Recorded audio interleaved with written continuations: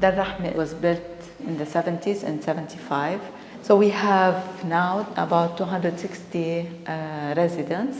We have patients who are sick, the older sisters. Many of them they have families, but they can't take care of them at home because they work. Others are okay mentally, but they are older, they need physical help. At the beginning, we had 90% of our residents who are taken care of by the Ministry of Public Health and Ministry of Social Affairs, the Lebanese government. Now, since the economic situation, it doesn't do anything. I mean, they pay us less than $1 a day for each resident. So it's not enough to feed them. And since it doesn't do much, we ask the families to pay, to help us. Many of them can't, so we rely on donors. Some people donate food, some people donate clothes. We try to provide, security and atmosphere of love and peaceful atmosphere for them. When I came here, I felt out of place. I wasn't very satisfied, but in the long run, I started mixing with people and I became friendly with almost everybody here. We are always meeting here for coffee. Sometimes we laugh, sometimes we cry.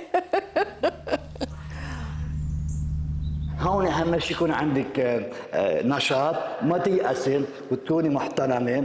كيف تقولي لله ميرسي حتى له ميرسي، لأنه هن كمان موجودين للمحبة والاهتمام، لأنه بالبيت بدي أعمل بروبليم للصبايا بنات وأولادي، ما عملنا الشرط إنه في إيكول ومدارس إنه البابا لا، خليني أعرف إنه أنا مبسوط ومرتاح إنه هن بيمشي حالهم شاطرين، بس أنا صحتي منيحة أبدا.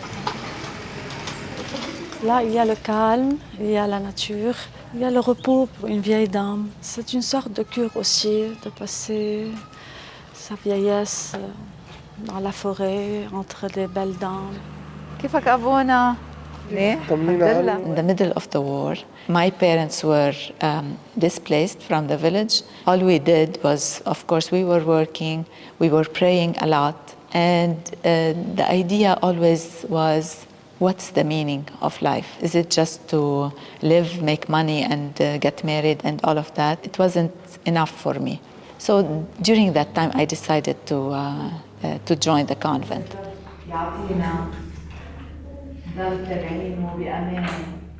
I always had trouble from time to time thinking that maybe God has left me, especially during these times of hardship in Lebanon. And being in charge of a big house, we have here 300 people. I think, how am I going to have enough food for these people, enough security, enough staffing, enough? So I worry about that. But every time God sends, messages.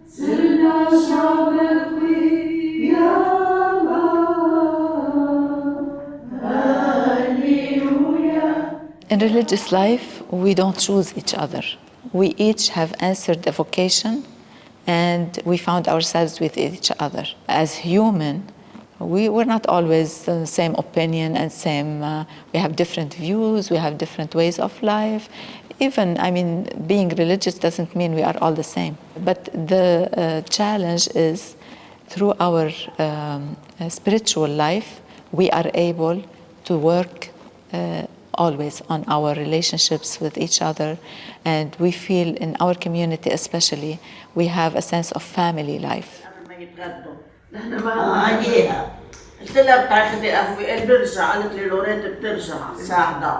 La première fois que j'ai rencontré une religieuse, j'ai passé comme ça pour aller dans une église. Je voyais une religieuse qui arrosait les fleurs.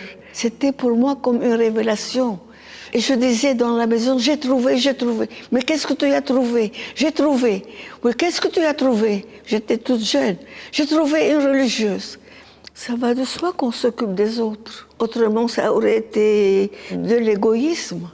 On se fait religieuse pas pour soi, mais pour les autres.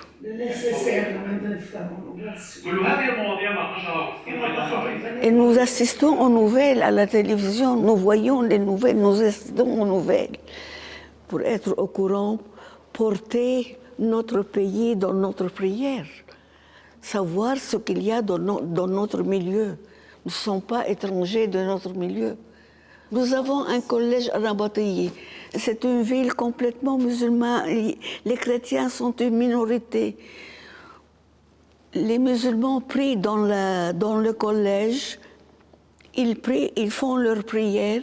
Et nous, les religieuses, les aident à prier. Et les chrétiens prient et les musulmans prient avec eux. On prie ensemble. On prie ensemble. C'est le Liban, c'est le visage du Liban. Santé, allez.